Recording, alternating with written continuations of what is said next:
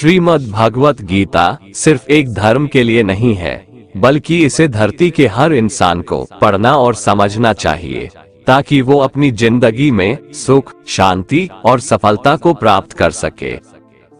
कहा जाता है कि जिस घर में गीता का पाठ हर रोज पढ़ा जाता है या सुना जाता है, उस घर में भगवान श्री कृष्ण आते रहते हैं।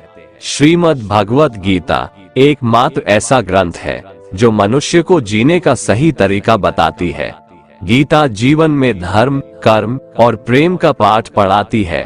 श्रीमद् भगवत गीता का ज्ञान मानव जीवन और जीवन के बाद का जीवन दोनों के लिए उपयोगी माना गया है। गीता संपूर्ण जीवन दर्शन है और इसका अनुसरण करने वाला व्यक्ति सर्वश्रेष्ठ होता है। भगवत गीता में कुल 18 अध्याय है और 700 श्लोक है, जिसे सभी के लिए पढ़ पाना थोड़ा मुश्किल है। इसीलिए आज के इस बेहद ही खास वीडियो में हम संपूर्ण गीता सार के बारे में बात करने वाले हैं, जिन्हें जानकर आप श्रीमद् भगवत गीता का सही मतलब समझ पाएंगे। इसलिए इन विचारों को आप हर रोज रात में सोने से पहले सुने। तो चलिए अब देर नहीं करते हुए वीडियो शुरू करते हैं। भगवान श्री कृष्ण कहते हैं कि हे अर्जुन, तुम्हें किसका मोह है? इस रणस्थली में युद्ध प्रारंभ होने से ठीक पहले तुम्हारा इस तरह से शस्त्र त्याग देना बिल्कुल भी उचित नहीं है, क्योंकि न तो ये श्रेष्ठ पुरुषों द्वारा आचरित है, न स्वर्ग को देने वाला है और न कीर्ति बढ़ाने वाला है। इसीलिए हे अर्जुन, नपुंसकता को मत प्राप्त हो, हृदय की तुच्छ दुर्बलता को त्यागो, उठो और युद्ध करो। तुम उसका शोक करते हो जो शोक करने के योग्य भी नहीं है और पंडितों जैसी बातें करते हो। ज्ञानी व्यक्ति ना तो मरने वाले का शोक करते हैं और ना ही उनका शोक करते हैं जो अभी जिंदा है, क्योंकि वो जानते हैं जो मर गया वो फिर से जन्म लेगा और जो जिंदा है वो एक दिन जरूर मरेगा। हे अर्जुन, न तो ऐसा है कि मैं किसी काल में नहीं था या तू नहीं था अथवा ये राजा लोग नहीं थे, और ना ऐसा है कि इससे आगे हम सब नहीं रहेंगे। वर्तमान शरीर की उत्पत्ति से पहले भी हम सब थे और पीछे भी रहेंगे। शरीर के नाश होने से आत्मा का नाश नहीं होता, अतः नाश की आशंका से इन सब के लिए शोक करना उचित नहीं है। आत्मा अजर अमर है, आत्मा न तो मरता है और न ही जन्म लेता है, क्योंकि आत्मा अजन्मा, नित्य, सनातन और पुरातन है। शरीर के मारे जाने पर भी यह नहीं मरता। जैसे मनुष्य पुराने वस्त्रों को त्याग कर नए वस्त्र धारण करता है, ठीक उसी प्रकार जीवात्मा पुराने व्यर्थ शरीर को त्याग कर नए शरीर को धारण करती है। आत्मा को शस्त्र काट नहीं सकते और न अग्नि इसे जला सकती है, जल इसे गीला नहीं कर सकता और ना ही वायु इसे सुखा सकती है। परंतु फिर भी अगर तुम इस आत्मा को सदा जन्म लेने वाला और सदा मरने वाला समझता है, तो भी हे महाबाहो, तू इस प्रकार का शोक करने के योग्य नहीं है, क्योंकि इस मान्यता के अनुसार जन्मे हुए की मृत्यु निश्चित है और मरे हुए का जन्म लेना भी निश्चित है। हे अर्जुन, अपने धर्म से भागकर तुम भय मत कर, क्योंकि क्षत्रिय के लिए धर्मयुक्त युद्ध से बढ़कर दूसरा कोई कल्याणकारी कर्तव्य नहीं है। हे पार्थ, अपने आप प्राप्त हुए और खुले हुए स्वर्ग के द्वार रूपी इस प्रकार के युद्ध को भाग्यवान क्षत्रिय लोग ही पाते हैं। किंतु अगर तुम इस धर्मयुक्त युद्ध को नहीं करेगा, तो स्वधर्म और कीर्ति को खोकर पाप को प्राप्त होगा तथा युगों युगों तक तुम्हारे अपकीर्ति की चर्चा होगी। सम्मानित पुरुष के लिए अपकीर्ति मौत से भी बढ़कर है। या तो तुम युद्ध में मारा जाएगा और स्वर्ग को प्राप्त होगा, या तो संग्राम में जीतकर पृथ्वी का राज्य भोगेगा। इस कारण हे अर्जुन, उठ और युद्ध कर। जय पराजय, लाभ हानि और सुख दुख को समान समझकर युद्ध के लिए तैयार हो जा। इस प्रकार युद्ध करने से तू पाप को नहीं प्राप्त होगा और यही तुम्हारा सबसे बड़ा धर्म और कर्म है। ये संसार मेरी ही माया है, ये संसार मुझसे ही उत्पन्न हुआ है। मैं ही इसका पालन पोषण करता हूँ और मैं ही इस सृष्टि का विनाश करता हूँ। मैं जल में रस हूँ, चंद्रमा और सूर्य में प्रकाश हूँ, संपूर्ण वेदों में ओंकार हूँ, आकाश में शब्द और पुरुषों में पुरुषत्व हूँ। मैं ही सूर्य रूप से तपता हूँ, वर्षा का आकर्षण करता हूँ और उसे बरसाता हूँ। हे अर्जुन, मैं ही अमृत और मृत्यु हूँ, सत असत भी मैं ही हूँ। मैं धरती की मधुर सुगंध हूँ, मैं अग्नि की ऊष्मा हूँ, सभी जीवित प्राणियों का जीवन और सन्यासियों का आत्म स्वयं भी मैं ही हूँ। मैं भूत, वर्तमान और भविष्य के सभी प्राणियों को जानता हूँ, लेकिन वास्तविकता में मुझे कोई नहीं जानता। हमेशा शक करने वाला व्यक्ति कभी शांति प्राप्त नहीं कर पाता है। वह ना तो इस लोक में धन, ऐश्वर्य या यश की प्राप्ति कर सकता है और ना ही परलोक में स्वर्ग की प्राप्ति कर सकता है, क्योंकि जब तक मनुष्य किसी भी विषय में संशय युक्त रहता है तब तक वह उस विषय में सफलता नहीं पा सकता। इसलिए संदेह करने से बचें। हे अर्जुन, तुम्हारा क्या गया जो तुम रोते हो? तुम क्या लाए थे जो तुमने खो दिया? तुमने क्या पैदा किया था जो नष्ट हो गया? तुमने जो लिया यहीं से लिया, जो दिया यहीं पर दिया।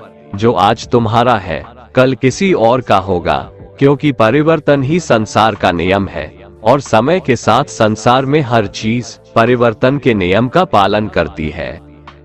भगवान श्री कृष्ण कहते हैं, कर्मयोग ही वह योग है जिसके माध्यम से हम अपनी जीवात्मा से जुड़ पाते हैं। कर्मयोग हमारे आत्मज्ञान को जागृत करता है। इसके बाद हम न केवल अपने वर्तमान जीवन के उद्देश्यों को बल्कि जीवन के बाद की अपनी गति का पूर्वाभास प्राप्त कर सकते हैं। इस योग में कर्म के द्वारा ईश्वर की प्राप्ति की जाती है। श्रीमद् भगवद गीता में कर्मयोग को सर्वश्रेष्ठ माना गया है। गृहस्थ और कर्मठ व्यक्ति के लिए ये योग अधिक उपयुक्त है। कर्म योग सिखाता है कि कर्म के लिए कर्म करो, आसक्ति रहित होकर कर्म करो।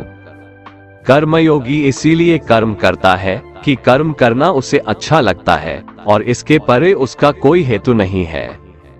कर्मयोगी कर्म का त्याग नहीं करता, वह केवल कर्मफल का त्याग करता है और कर्मजनित दुखों से मुक्त हो जाता है। उसकी स्थिति इस संसार में एक दाता के समान है और वह कुछ पाने की कभी चिंता नहीं करता। वह जानता है कि वह दे रहा है और बदले में कुछ मांगता नहीं, और इसीलिए वह दुख के चंगुल में नहीं पड़ता। कर्म फल का त्याग कर धर्मनिरपेक्ष कार्य का संपादन भी पूजा के समान हो जाता है।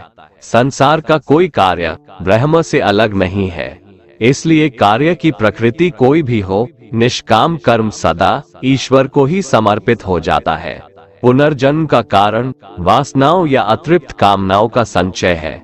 कर्मयोगी कर्मफल के चक्कर में ही नहीं पड़ता, अतः वासनाओं का संचय भी नहीं होता।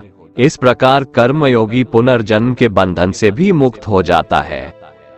भगवान श्री कृष्ण कहते हैं, मनुष्य का मन वायु की तरह चंचल है।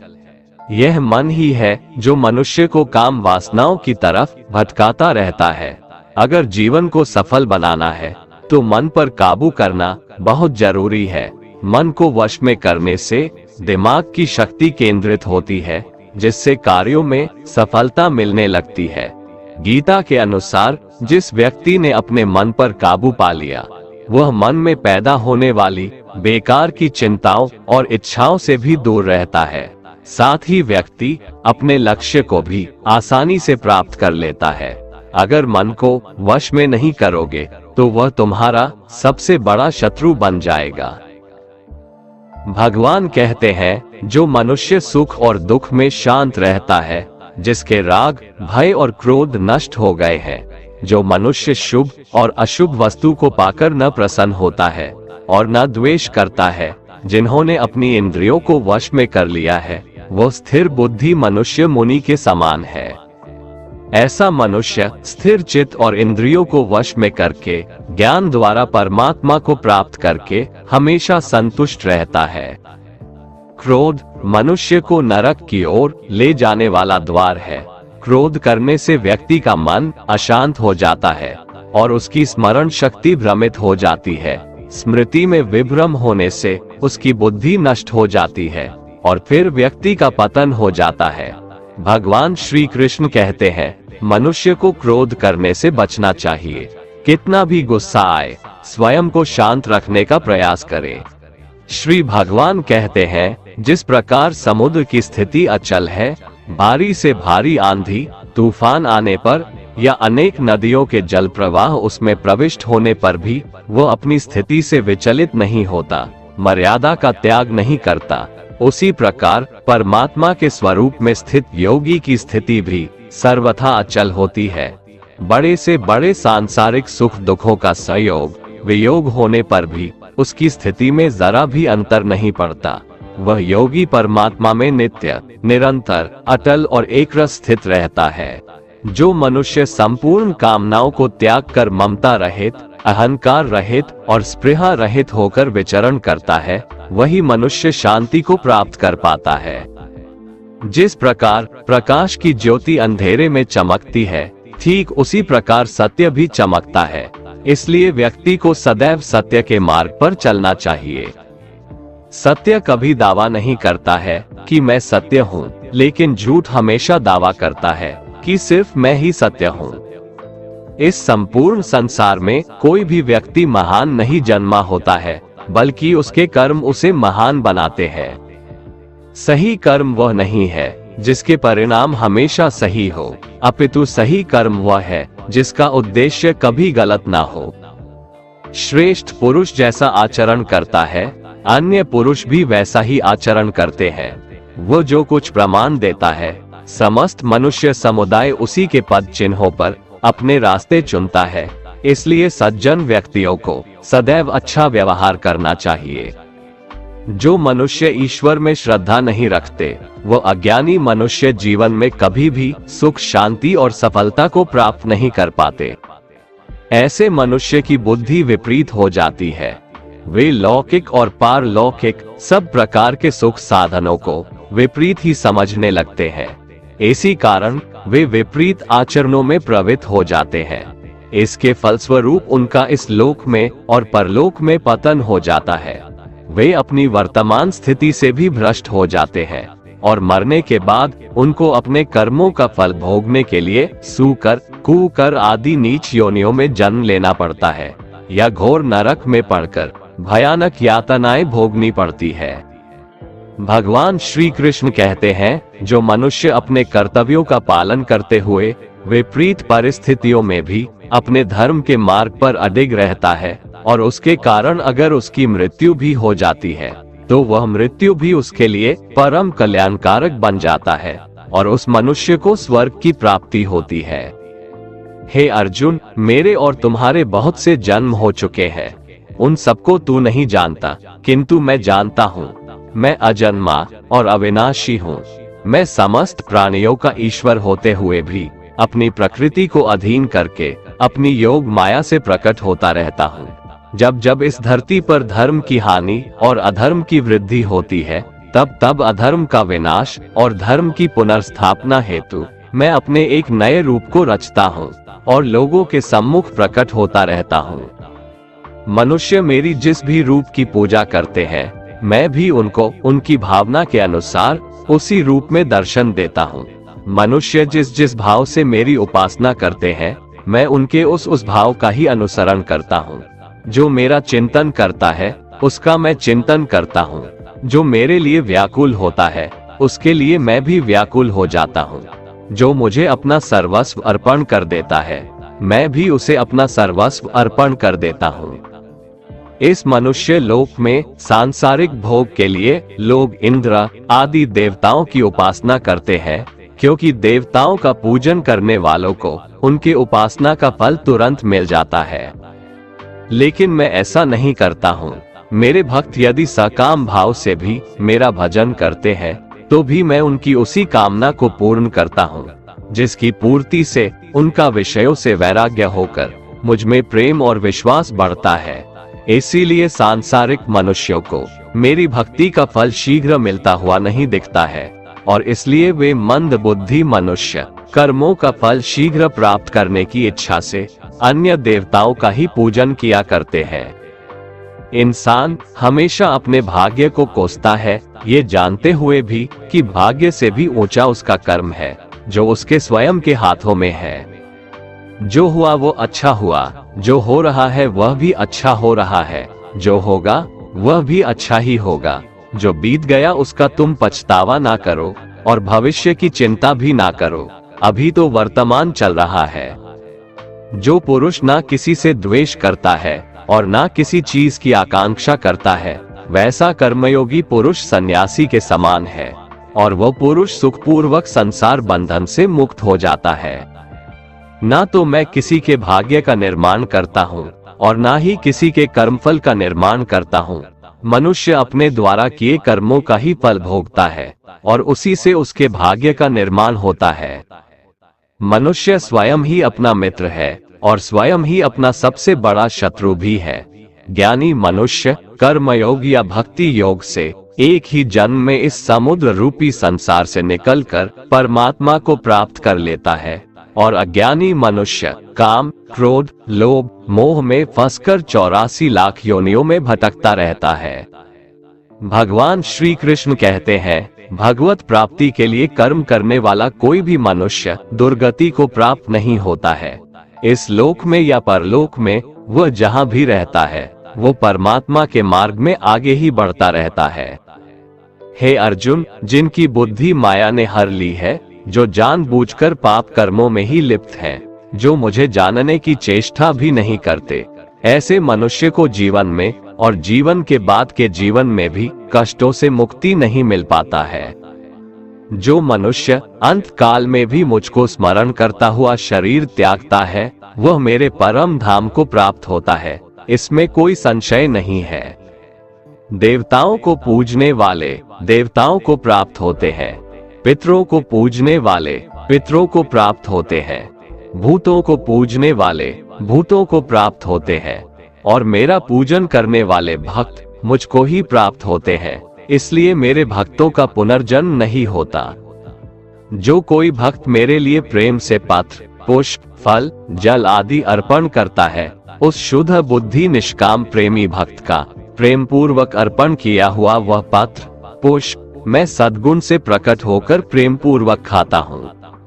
भगवान श्री कृष्ण कहते हैं, हे अर्जुन, तू जो कर्म करता है, जो खाता है, जो हवन करता है, जो दान देता है और जो तप करता है, वह सब मुझे अर्पण कर, मैं तुम्हें मुक्ति प्रदान करूंगा। मेरे लिए ना तो कोई प्रिय है और ना ही अप्रिय, परंतु जो भक्त मुझको प्रेम से भजते हैं, वो मुझ में है और मैं उनमें हूँ। यदि कोई दुराचारी भी अनन्य भाव से मेरा भक्त बनकर मुझको भजता है, तो वह पुरुष भी साधु के समान है, क्योंकि उसने भली भांति निश्चय कर लिया है कि परमेश्वर के भजन के समान अन्य कुछ भी नहीं है।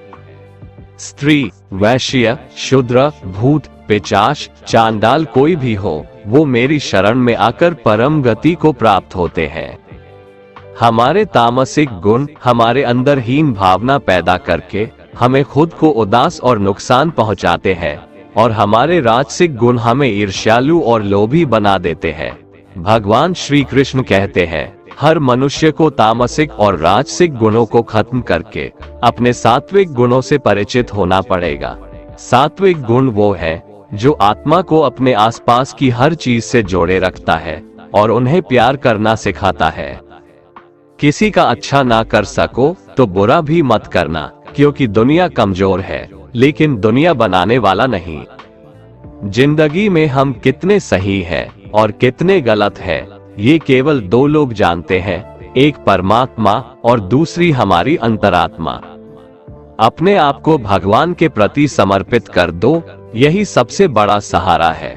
जो कोई भी इस सहारे को पहचान गया है, वह डर, चिंता और दुखों से आजाद रहता है। मनुष्य को सबसे पहले खुद का आकलन करना चाहिए, अर्थात खुद के बारे में जान लेना चाहिए। खुद की काबिलियत और क्षमता को जानना ही मनुष्य को आत्मज्ञान की प्राप्ति करा सकता है। जब तक मनुष्य खुद के बारे में जान नहीं लेगा, तब तक उस मनुष्य का उद्धार नहीं हो सकता। श्रीमद् भगवद गीता में भगवान श्री कृष्ण कहते हैं कि हर एक मनुष्य को अपने आप पर पूरा भरोसा करना चाहिए। क्योंकि जो लोग खुद पर विश्वास करते हैं वह अवश्य ही सफलता प्राप्त करते हैं। ऐसा भी बताया जाता है कि जो व्यक्ति जैसा विश्वास करता है आखिरकार वैसा ही बन जाता है। सुख और दुख सर्दी और गर्मी के समान है। आज अगर दुख है तो कल सुख भी अवश्य होगा। इसलिए इन दोनों ही परिस्थितियों में मनुष्य को संयम से काम लेना चाहिए। जो मनुष्य अपने सभी काम में मन लगाकर अपना कार्य करते हैं और वो छोटे से छोटे कार्यों में भी खुशी ढूंढ ही लेते हैं, वो लोग निश्चित ही अंत में सफलता प्राप्त करते हैं।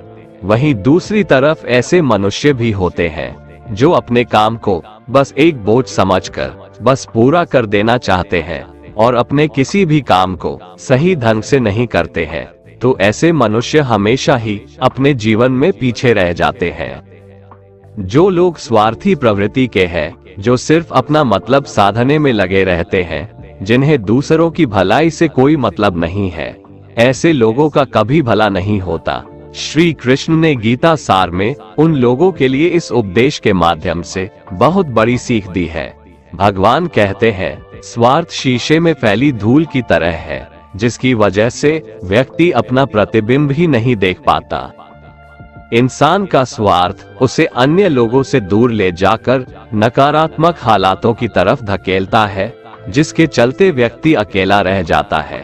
अगर आप चाहते हैं कि आप भी अपना जीवन खुशीपूर्वक व्यतीत करें, तो इसके लिए यह जरूरी है कि आप अपने स्वार्थ को कभी अपने पास नहीं आने दें, क्योंकि स्वार्थी मनुष्य दोस्ती भी सिर्फ अपना स्वार्थ निकालने के लिए करते हैं। ईश्वर हमेशा मनुष्यों का साथ देता है। जो व्यक्ति इस प्रभावशाली सत्य को मान लेता है तो उसका जीवन पूरी तरह बदल जाता है।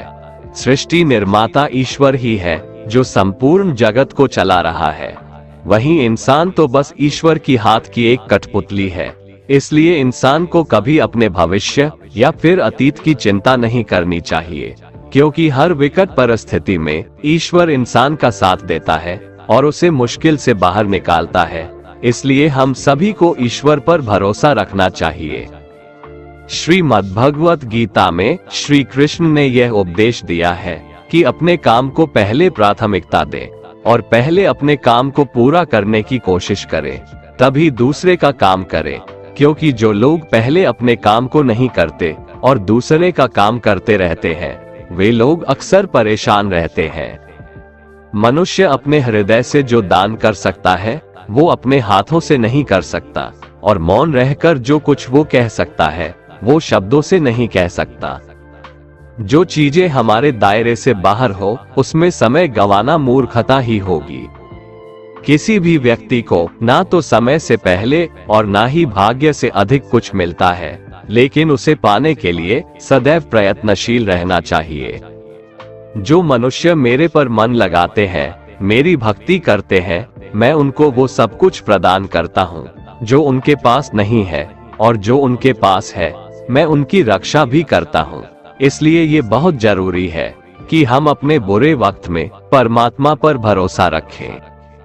भगवान श्री कृष्ण कहते हैं, कितना भी बुरा वक्त आ जाए कभी विचलित नहीं होना चाहिए, बल्कि डटकर उसका सामना करना चाहिए। क्योंकि इस संसार का नियम है, जो आया है उसे दुख का सामना करना पड़ेगा। रोने से और चिंता करने से कोई फायदा नहीं होने वाला है, बल्कि इससे दुख और बढ़ेगा।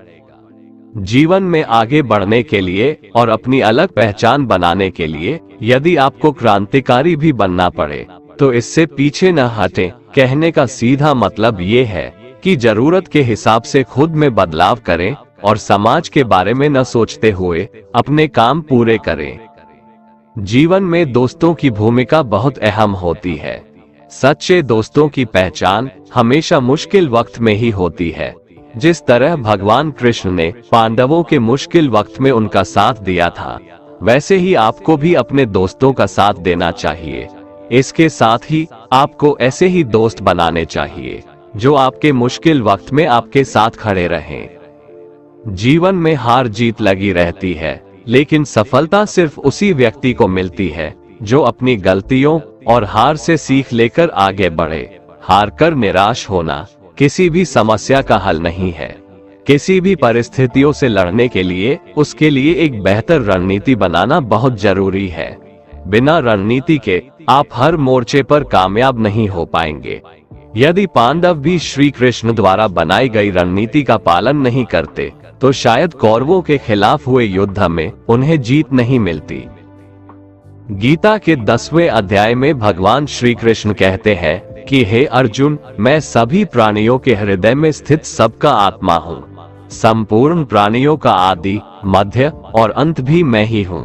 मैं सूर्य हूँ, मैं वेदों में सामवेद हूँ, देवों में इंद्र हूँ, इंद्रियों में मन हूँ, मैं ब्रह्मा हूँ, मैं विष्णु हूँ, मैं महेश हूँ, जलाशयों में मैं समुद्र हूँ, पर्वतों में मैं हिमालय हूँ। इस संपूर्ण संसार में तुम जो कुछ भी देख पाते हो सब मैं ही हूँ। कोई आदमी चाहे लाख चीजें जान ले, चाहे वो पूरे जगत को जान ले, लेकिन अगर वह स्वयं को नहीं जानता तो वह अज्ञानी है। अगर कोई आपको ठुकरा दे तो बुरा मत मानना, क्योंकि वे वास्तव में आपकी कीमत नहीं जानते। जो रिश्ता हमें रुला दे उससे गहरा कोई रिश्ता नहीं, और जो रिश्ता हमें रोता हुआ छोड़ दे उससे कमजोर कोई रिश्ता नहीं। हमेशा शांत रहें, इससे आपके जीवन में खुद को बहुत मजबूत पाएंगे, क्योंकि लोहा ठंडा होने पर ही मजबूत होता है, पर गर्म होने पर तो उसे किसी भी आकार में ढाला जा सकता है। किसी विपत्ति के समय आपको ये 7 गुण बचाएंगे: आपका ज्ञान, आपकी विनम्रता, आपकी बुद्धि, आपके भीतर का साहस, आपके अच्छे कर्म, सच बोलने की आदत और ईश्वर में विश्वास। आत्मा हमेशा जानती है कि सही क्या है और गलत क्या है, लेकिन मनुष्य के सामने चुनौती तो मन को समझने की होती है। मुश्किल समय में व्यक्ति अकेला हो जाता है, लेकिन मुश्किलों की वजह से वही व्यक्ति मजबूत हो जाता है। जो आपको सम्मान दे उसी को सम्मान दीजिए। हैसियत देखकर सर झुकाना कायरता का लक्षण है। हे अर्जुन, जो न कभी हर्षित होता है, ना किसी से द्वेष करता है, ना शोक करता है, ना कामना करता है, जो शुभ और अशुभ संपूर्ण कर्मों का त्यागी है, वह ज्ञानी मनुष्य मुझको अति प्रिय है।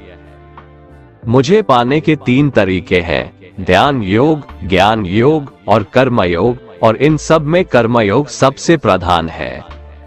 किसी पर विश्वास करना हो तो उनकी बातों पर नहीं, उनकी हरकतों पर ध्यान दो। गुस्से के वक्त थोड़ा रुक जाने से और गलती के वक्त थोड़ा झुक जाने से जिंदगी और भी आसान हो जाती है।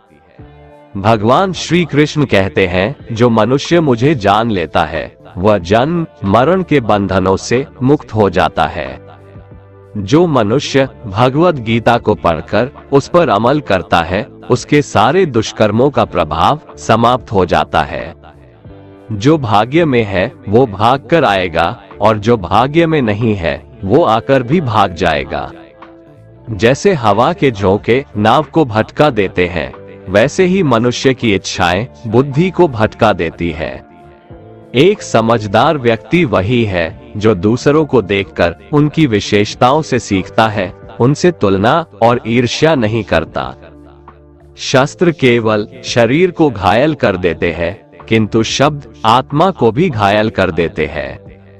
जो मनुष्य अपने को परमात्मा से अलग नहीं समझता है और ना ही इस शरीर से अपना कोई संबंध मानता है, वह सदा के लिए जन्म मरण से मुक्ति पा लेता है।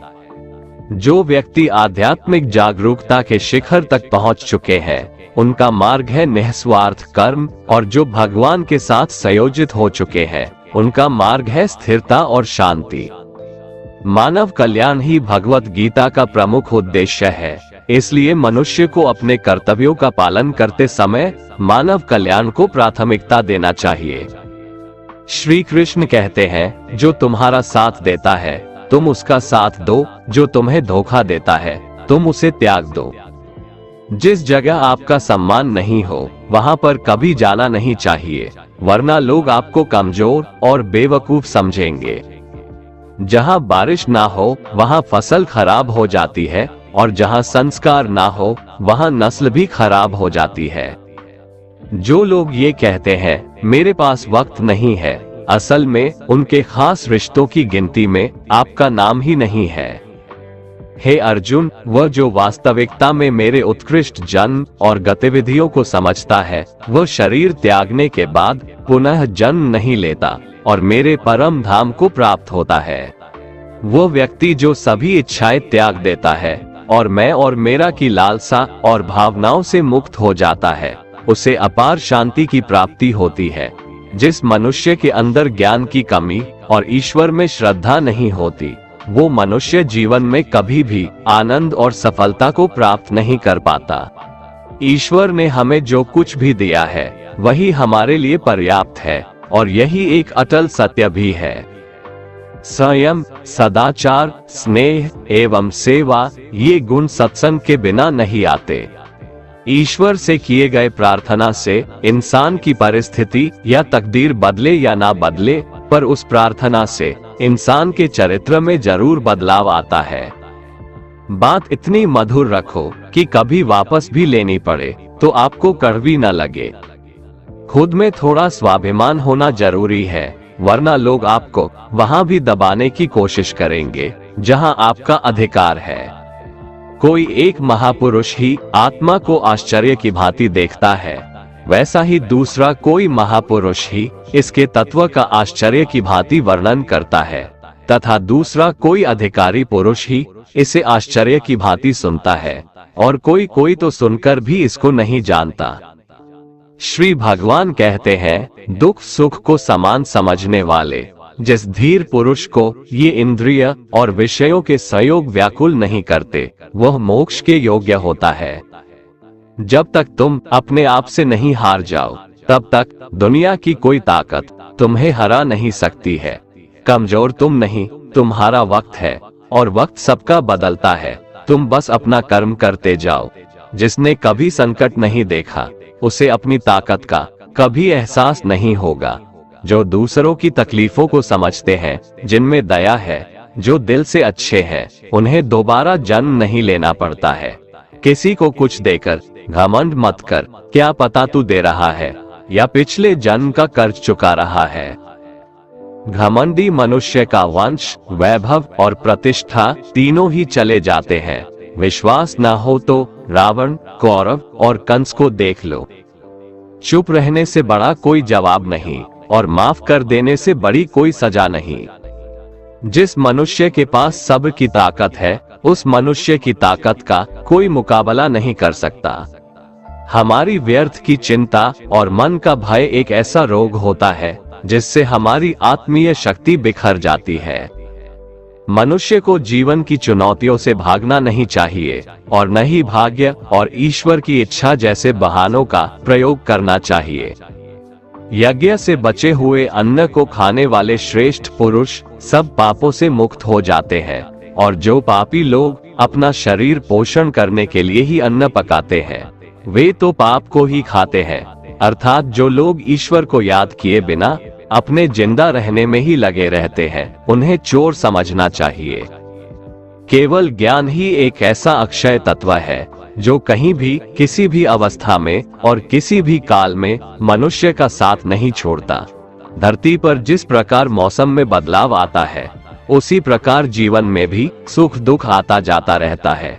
युद्ध हो या जीवन, सफलता केवल 3 शस्त्रों से प्राप्त होती है: धर्म, धैर्य और साहस। कोई भी मनुष्य जन्म से नहीं, बल्कि अपने कर्मों से महान बनता है। कुछ पाना है तो खुद पर भरोसा कीजिए, क्योंकि सहारे कितने भी सच्चे और अच्छे हो, साथ छोड़ ही जाते हैं। मित्र गरीब है या अमीर, यह मायने नहीं रखता, बल्कि वो आपके बुरे समय में आपका साथ कितना देता है, यह मायने रखता है। धर्म चाहे जो भी हो, अच्छे इंसान बनो, हिसाब हमारे कर्म का होगा, धर्म का नहीं। खुशी के लिए काम करोगे तो खुशी नहीं मिलेगी, लेकिन खुश होकर काम करोगे तो खुशी जरूर मिलेगी। जब आप दूसरों के लिए अच्छा चाहते हैं, तो वही अच्छी चीजें आपके जीवन में वापस आती है। यही प्रकृति का नियम है। आपका मूल्य इससे तय नहीं होता कि आप क्या है, यह इससे तय होता है कि आप खुद को क्या बनाने की क्षमता रखते हैं। हंसता हुआ मन और हंसता हुआ चेहरा, यही सच्ची संपत्ति है। जितना इंतजार वो आपसे करवा रहा है, समय आने पर वो इतना देगा कि संभाल भी नहीं पाओगे। कोई आपका साथ ना दे तो निराश मत होना, क्योंकि परमात्मा से बड़ा हमसफर कोई नहीं होता। खुशी आजादी पर निर्भर होती है और आजादी इस बात पर निर्भर होती है कि आप कितने साहसी हैं। विश्वास के बगैर इस दुनिया में कोई भी रिश्ता ज्यादा देर तक कायम नहीं रह सकता।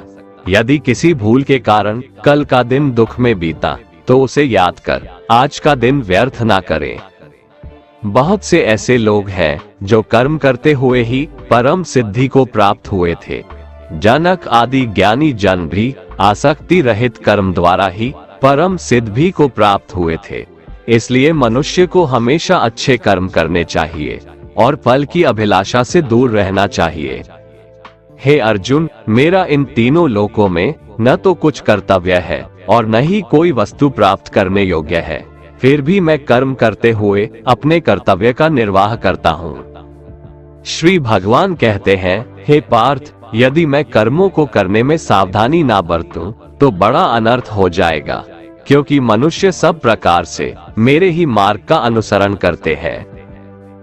इस दुनिया में हारे हुए इंसान की, तकलीफ में पड़े हुए इंसान की कोई मदद नहीं करता, और अगर कोई इंसान थोड़ा सा सफल हो जाए तो उससे कोई खुश नहीं होता। इसलिए अपना दुख किसी को बताओ मत और अपनी खुशी किसी के आगे जताओ मत। मनुष्य का आहार हमेशा सात्विक और संतुलित होना चाहिए। जिस इंसान को ये समझ नहीं कि क्या खाना चाहिए, कितना खाना चाहिए, कहाँ खाना चाहिए और कैसे खाना चाहिए, वो परमात्मा को कभी नहीं पा सकता। जो मंदबुद्धि मनुष्य सिर्फ दिखावे के लिए कहता है कि उसने समस्त इंद्रियों को वश में कर लिया है, परंतु वह मन ही मन उन इंद्रियों के विषयों का चिंतन करता रहता है, वो मनुष्य मिथ्याचारी अर्थात दंभी कहा जाता है। जो पुरुष परंपरा से नहीं चलता, सृष्टि चक्र के नियमों का पालन नहीं करता, अर्थात अपने कर्तव्य का पालन नहीं करता, वह इंद्रियों के द्वारा भोगों को भोगने वाला पापी पुरुष व्यर्थ ही जीता है। परंतु जो मनुष्य आत्मा में ही रमण करने वाला और आत्मा में ही तृप्त तथा आत्मा में ही संतुष्ट हो, उसके लिए कोई कर्तव्य नहीं है। आत्मा का मतलब यहाँ सबसे बड़ा सच है, और जो सत्य को समझता है, सत्य में ही खुश होकर सत्य में ही रहता है, उसके लिए कोई कर्तव्य नहीं है। लेकिन ऐसा कोई लाखों करोड़ों में एक होता है। उस महापुरुष का इस विश्व में न तो कर्म करने से कोई प्रयोजन रहता है और न कर्मों के न करने से ही कोई प्रयोजन रहता है, तथा संपूर्ण प्राणियों में भी इसका स्वार्थ से कोई संबंध नहीं रहता। कहने का सीधा मतलब है, जिसे परमात्मा मिल चुका है वह कोई और दूसरा कर्म क्यों करे। जो ज्ञानी है, जिन्हें ईश्वर की सच्चाई मालूम हो चुकी है, उनकी ये जिम्मेदारी बन चुकी है कि उनके काम करने के तरीके से कहीं किसी और के मन में काम करने के प्रति अश्रद्धा या अपमान ना पैदा हो जाए। इसलिए उन ज्ञानी जनों के लिए ये जरूरी है कि वो ऐसा उदाहरण सामने रखें जिससे हर कोई अपना कर्म, अपना कर्तव्य करने के लिए प्रेरित हो। तामसिक गुण वाले व्यक्ति आलस्य या नींद इसी प्रकार के कर्म करते हैं। राजसिक गुण वाले बात बात पर शौर्य या बहादुरी दिखाने का काम करते हैं, लेकिन ज्ञानी मनुष्य जानते हैं उसके गुण ही उससे कर्म करवा रहे हैं, और जो ज्ञानी नहीं होते वो समझते हैं कि सब कुछ वही कर रहे हैं। उठाकर फेंक दो उन रिश्तों को गहरे समुंदर में जिनमें वक्त पड़ने पर स्वार्थ और मतलब की बदबू आती हो। अगर सही मायने में आप अपना जीवन बदलना चाहते हो तो सबसे पहले आपको अपना मन बदलने के लिए तैयार रहना पड़ेगा, क्योंकि जैसा आपका मन रहेगा वैसे ही आपके विचार होंगे, और जैसे आपके विचार होंगे वैसे ही आपका जीवन होगा। जो जा रहा है उसे जाने दो, वो आज रुक भी गया तो कल चला ही जाएगा। आप जितने सरल, सीधे और नर्म दिल के रहोगे, उतना ही चतुर और बेईमान लोगों द्वारा खदेड़ दिए जाओगे। जिंदगी में सब कुछ दोबारा मिल सकता है, पर वक्त के साथ खोया हुआ रिश्ता और भरोसा दोबारा नहीं मिलता। भरोसा उसी पर करना जो निभाने के लायक हो। कुछ पल का साथ तो अर्थी उठाने वाले भी दे देते हैं। सच्चे लोगों पर भी उतना विश्वास रखिए जितना दवाइयों पर रखते हैं। बेशक थोड़े कड़वे होंगे पर आपके लिए फायदेमंद होंगे। उन लोगों से तो दूरियां ही ठीक है जिन्होंने आपकी नजदीकियों की कभी कदर नहीं की। बड़ा वही होता है जो छोटों के दर्द को समझ सके। कौन क्या कर रहा है, कैसे कर रहा है, क्यों कर रहा है, इन सब से आप जितना दूर रहेंगे उतना ही खुश रहेंगे। हर रिश्ते की अलग अलग सीमाएं होती है, लेकिन बात जब आत्मसम्मान की हो तो वहां पर हर रिश्ता समाप्त कर देना ही उचित होता है। सुबह की नींद इंसान की इरादों को कमजोर बनाती है। मंजिल को हासिल करने वाले लोग कभी देर तक नहीं सोते। मदद एक ऐसी घटना है, करो तो लोग भूल जाते हैं और ना करो तो लोग याद रखते हैं। इंसान दो लोगों से हमेशा हार जाता है, एक अपने परिवार से और दूसरा अपनी पसंद के इंसान से। मूर्ख इंसान अपना तो नुकसान करता ही है, लेकिन जो उसकी मदद करता है उसका भी नुकसान करता है। जीवन में इतने व्यस्त हो जाओ कि पछतावा, दुख, नफरत, डर के लिए समय ही ना बचे। कोई भरोसा तोड़े तो उसका भी धन्यवाद करे। वो हमें सिखाते हैं कि भरोसा सोच समझकर करना चाहिए। जीवन में सुख शांति चाहते हैं तो अपनी समस्याओं और आलोचनाओं को खुद पर हावी ना होने दें। जन्म से मिले रिश्ते तो प्रकृति की देन है, लेकिन खुद के बनाए रिश्ते आपकी पूंजी है, इन्हें संभाल कर रखिए। किसी व्यक्ति के गुण दोषों का निर्धारण करने से पूर्व अपनी दृष्टि को निष्पक्ष और पारदर्शी बनाना आवश्यक होता है। किसी को अपनी कमजोरी मत बताओ, क्योंकि अक्सर लोग दूसरों की कमजोरी का फायदा उठा लेते हैं। जिंदगी में दो लोगों को कभी मत भूलना, एक वो जिसने तकलीफ दी हो और दूसरा वो जिसने तकलीफ में साथ दिया हो।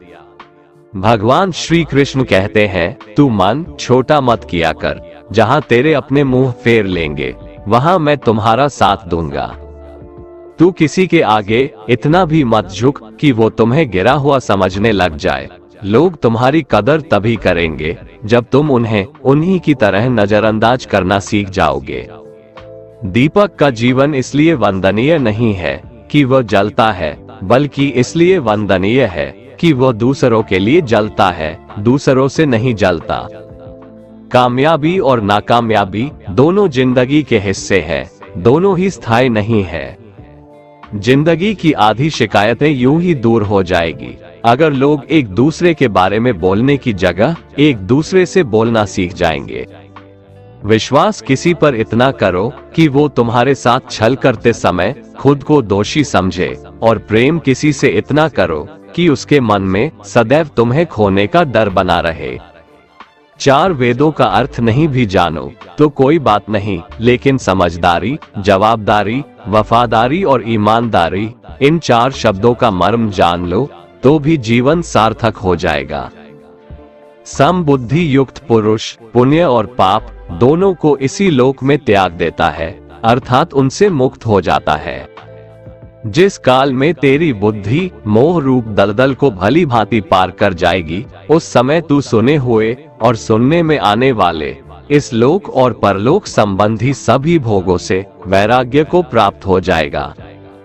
हे अर्जुन, जिस काल में मनुष्य मन में स्थित संपूर्ण कामनाओं को भली भांति त्याग देता है और आत्मा से आत्मा में ही संतुष्ट रहता है, उस काल में वह स्थित प्रज्ञ कहा जाता है।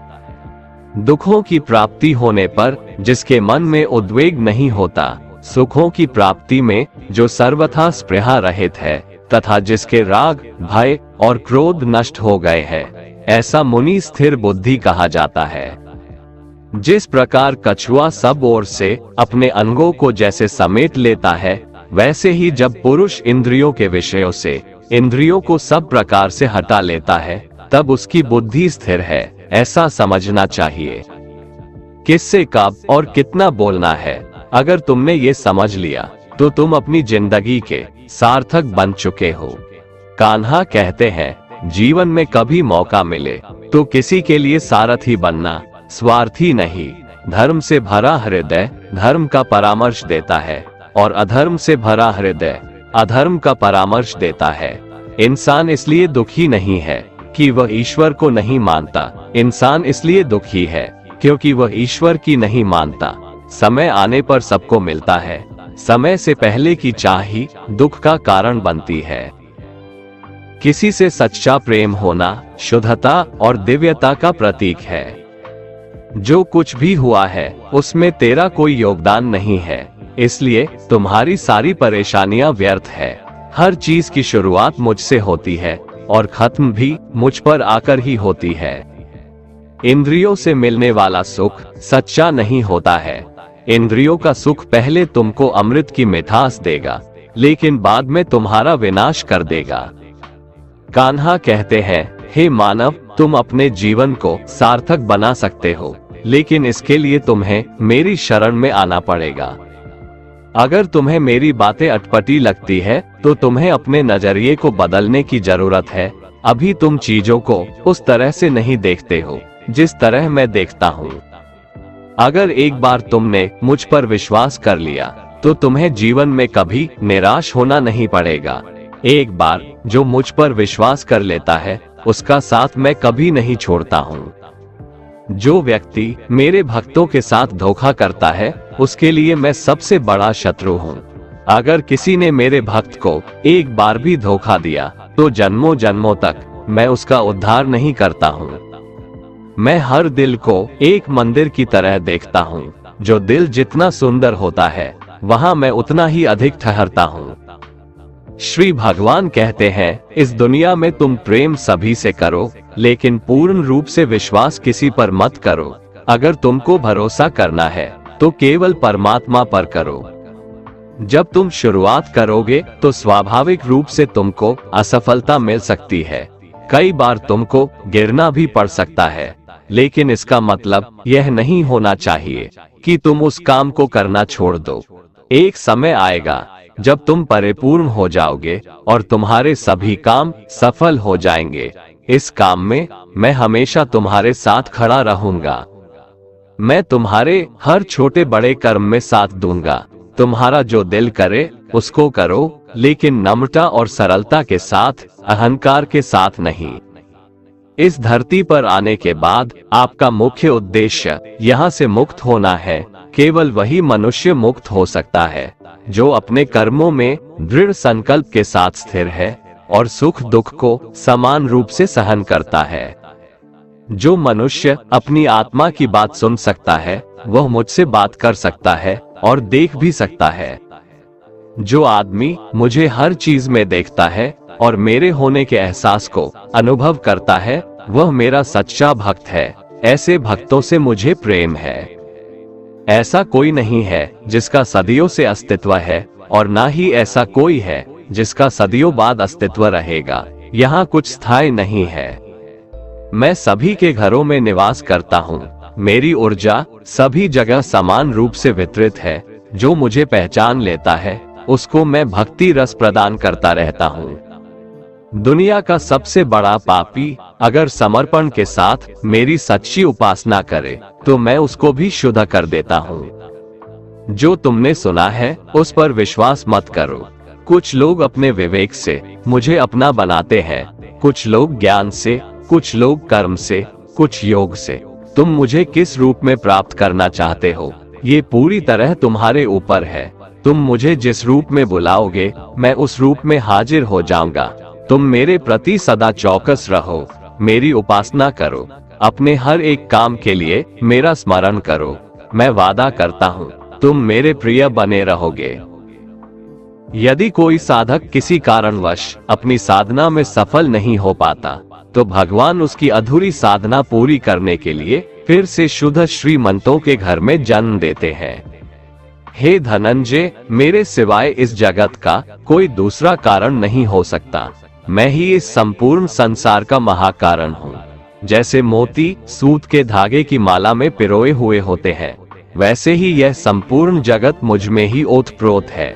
ये संसार मुझसे ही उत्पन्न होता है, मुझ में ही स्थित रहता है और मुझ में ही लीन हो जाता है। कहने का तात्पर्य यह है कि भगवान के सिवाय संसार की स्वतंत्र सत्ता नहीं है। सत, रज और तम, इन तीनों गुणों से युक्त मेरी माया को पार कर पाना असंभव है। मनुष्य मेरी इस माया में चिपके रहते हैं और भोग संग्रह की इच्छा छोड़ नहीं पाते। मनुष्य अपने को कभी सुखी और कभी दुखी, कभी समझदार और कभी बेसमझ, कभी निर्बल और कभी बलवान आदि मानकर मेरी इस माया में तल्लीन रहते हैं। परंतु जो मनुष्य मेरे शरणागत हो जाते हैं वे मेरी इस माया को आसानी से पार कर जाते हैं, क्योंकि उनकी दृष्टि केवल मेरी तरफ रहती है। वे मेरी माया में नहीं फंसते। हे भरत श्रेष्ठ अर्जुन, पवित्र कर्म करने वाले मेरे 4 प्रकार के भक्त मेरा स्मरण करते हैं। पहला है आर्त भक्त, अर्थात दुख से निवृत्ति चाहने वाले भक्त। दूसरा है अर्थार्थी भक्त, अर्थात धन संपदा चाहने वाले भक्त। तीसरा है जिज्ञासु भक्त, अर्थात केवल मुझे जानने की इच्छा वाले भक्त। और चौथा है ज्ञानी भक्त, अर्थात मुझे ज्ञान सहित जानने वाले भक्त। आइए इसको थोड़ा समझ लें। आर्त भक्त वो है जो प्राण संकट आने पर संकट दूर करने के लिए केवल भगवान को पुकारते हैं, कष्ट का निवारण केवल भगवान से ही चाहते हैं, दूसरे किसी से नहीं। वे आर्त भक्त कहलाते हैं। आर्त भक्तों में द्रौपदी और गजेंद्र का दृष्टांत ठीक नहीं लगता है, क्योंकि इन दोनों ने अपनी रक्षा के लिए अन्य उपायों का भी सहारा लिया था। चीरहरण के समय जब तक द्रौपदी भीष्म पितामह और 5 पांडवों पर भरोसा करती रही, तब तक वह रोती बिलखती और कष्ट पाती रही। परंतु जब सब सहारा छोड़कर अनन्य भाव से प्रभु को पुकारा, तब प्रभु ने उसकी लाज बचाई। ऐसे ही गजेंद्र ने जब तक दूसरे हाथियों और हथिनियों का सहारा लिया, अपने बल का सहारा लिया, तब तक वह कई वर्षों तक ग्राह से लड़ता रहा और दुख पाता रहा। सब सहारा छूटने के बाद जब उसने ओम नमो भगवते कहकर हरि को पुकारा, तब भगवान ने तुरंत आकर ग्राह का मुंह फाड़ दिया और गजेंद्र का उद्धार किया। आर्त भक्तों में अभिमन्यु की पत्नी उत्तरा का दृष्टांत सही लगता है, कारण कि जब उस पर आफत आई तब उसने भगवान श्री कृष्ण के सिवाय किसी दूसरे उपाय का सहारा नहीं लिया। उसने सीधे भगवान से निवेदन किया। उसने श्री भगवान से कहा कि हे जगतपति, ये दहकता हुआ अश्वत्थामा का बाण मेरे गर्भ को नष्ट करने के लिए दौड़ा आ रहा है, मेरी रक्षा करें। तुरंत उत्तरा के गर्भ में प्रविष्ट होकर भगवान ने गर्भ की रक्षा की और परीक्षित को बचाया। अर्थार्थी भक्त वो है जिनको अपनी सुख सुविधा के लिए धन संपत्ति प्राप्त करने की इच्छा हो जाती है, परंतु उसको वे केवल भगवान से ही चाहते हैं, दूसरों से नहीं। ऐसे भक्त अर्थार्थी भक्त कहलाते हैं। जिज्ञासु भक्त वो है जिसमें भगवान को जानने और भगवत भक्ति की जोरदार इच्छा हो जाती है। जिज्ञासु भक्तों में उद्धव जी का नाम लिया जाता है। भगवान ने उद्धव जी को दिव्य ज्ञान का उपदेश दिया था, जो उद्धव गीता के नाम से भी प्रसिद्ध है। श्रीमद् भगवत गीता में उच्च कोटि के भगवत प्रेमी को ज्ञानी भक्त माना गया है। उनके मन में किसी भी प्रकार की कोई इच्छा नहीं होती, वे केवल भगवान के प्रेम में ही मस्त रहते हैं। प्रेमी भक्तों में गोपियों का नाम प्रसिद्ध है। गोपियों ने अपने सुख का त्याग कर प्रियतम भगवान के सुख को ही अपना सुख माना था। ज्ञानी अर्थात प्रेमी भक्त भगवान से कुछ नहीं चाहता, इसलिए वो भगवान का सर्वश्रेष्ठ भक्त है। बुरे लोग हमेशा बुरे कर्म करते हैं, फिर भी वह जीवन में सुखी और संपन्न रहते हैं, जबकि अच्छे लोग जीवन भर अच्छे कर्म करते हैं, फिर भी उसे अपमान और दर्द ही मिलता है। अक्सर लोगों के मन में ऐसा सवाल रहता है कि जो लोग अच्छे कर्म करते हैं वो परेशान रहते हैं, वहीं जो बुरे कर्म करते हैं वो खुशी से रह रहे होते हैं। अच्छे कर्म करने वाले परेशान होते हैं कि आखिर उन्हें इतनी परीक्षा क्यों देनी पड़ रही है, जबकि जो अधर्म की राह में है वो खुश है और जिंदगी का लुत्फ उठा रहे हैं। अक्सर लोग सोचते हैं कि अब अच्छाई का जमाना ही नहीं रहा। अगर आपके मन में भी ये सवाल आया है तो आज आप इसका जवाब सुन लीजिए। ये जवाब वो है जो भगवत गीता में लिखा है और श्री कृष्ण ने अर्जुन को दिया था। भगवत गीता में वर्णित कथा के अनुसार जब भी अर्जुन के मन में कोई दुविधा होती थी तो वो श्री कृष्ण के पास पहुंच जाते थे। एक बार की बात है, अर्जुन ने भगवान श्री कृष्ण के समीप आकर कहा कि वो दुविधा में है और इसका जवाब वो श्री कृष्ण से चाहते हैं। श्री कृष्ण ने पूछा कि क्या सवाल है। अर्जुन ने कहा, मुझे ये जानना है कि अच्छे लोगों के साथ हमेशा बुरा ही क्यों होता है, वहीं बुरे लोग खुशहाल दिखते हैं। अर्जुन के मुंह से ऐसी बातें सुनकर श्री कृष्ण मुस्कुराए और कहा, मनुष्य जैसा सोचता है और महसूस करता है वैसा कुछ नहीं होता है, बल्कि अज्ञानता की वजह से वो सच्चाई नहीं समझ पाता है। अर्जुन उनकी ये बात समझ नहीं पाए। इसके बाद श्री कृष्ण ने क्या कहा वो जानते हैं। कान्हा ने अर्जुन से कहा कि हे पार्थ, मैं तुम्हें एक कथा सुनाता हूँ, उसे सुनकर तुम समझ जाओगे कि हर प्राणी को उसके कर्म के हिसाब से ही फल मिलता है। प्रकृति हर किसी को अपनी राह चुनने का मौका देती है। अब वो मनुष्य की इच्छा पर निर्भर करता है कि उसे धर्म की राह चुननी है या अधर्म की।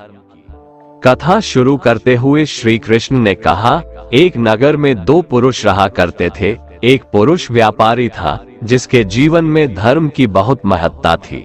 वो पूजा पाठ में यकीन रखता था। वो हर रोज मंदिर जाता था और दान धर्म भी करता था और हर रोज भगवान की पूजा करता था। वहीं दूसरा पुरुष बिल्कुल विपरीत था। वो हर रोज मंदिर तो जाता था लेकिन पूजा करने नहीं, बल्कि मंदिर के बाहर से जूते चप्पल चुराने। उसे दान और धर्म से कोई लेना देना नहीं था। समय बीतता गया और एक दिन बहुत जोर की बारिश हो रही थी। इस वजह से मंदिर में पुजारी के अलावा कोई नहीं था।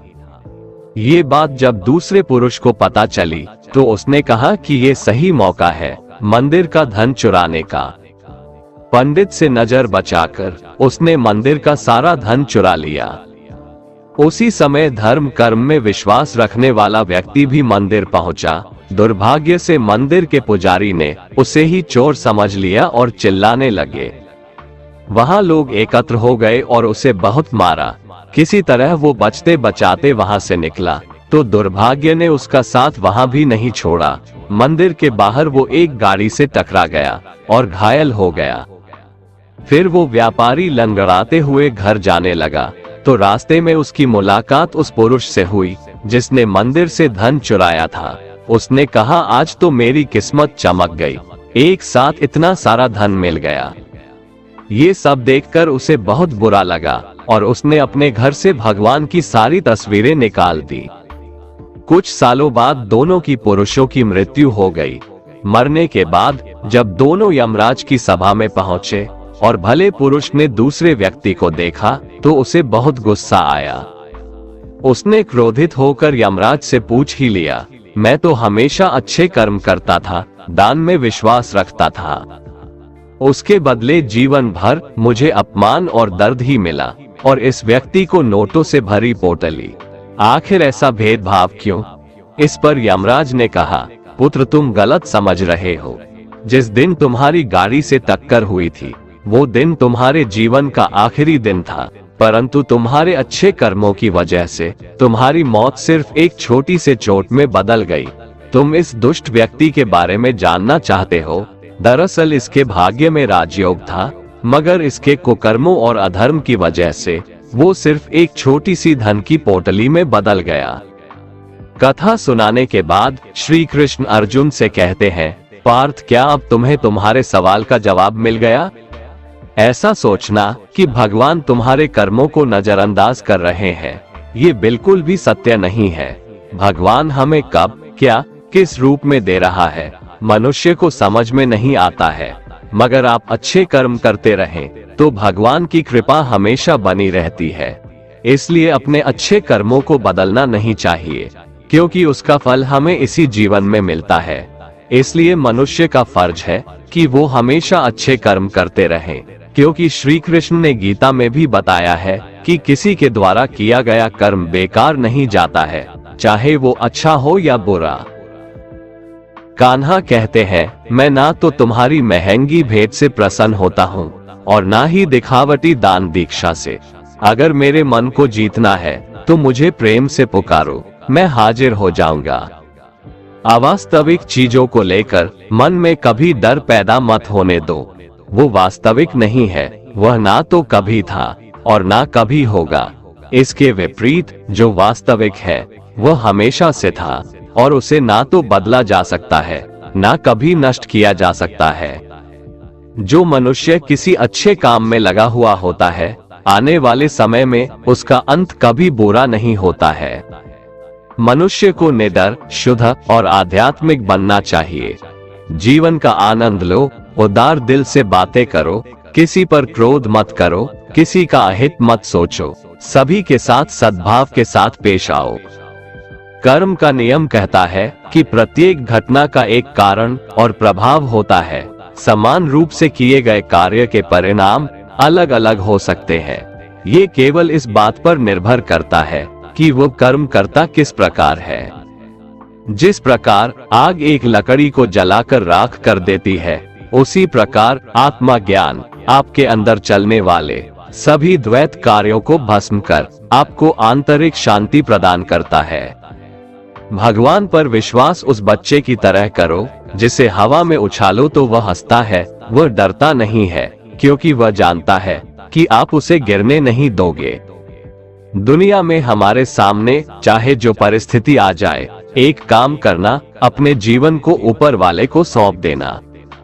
इस मनुष्य लोक में कर्मों के फल को चाहने वाले लोग देवताओं का पूजन किया करते हैं, क्योंकि उनको कर्मों से उत्पन्न होने वाली सिद्धि शीघ्र मिल जाती है।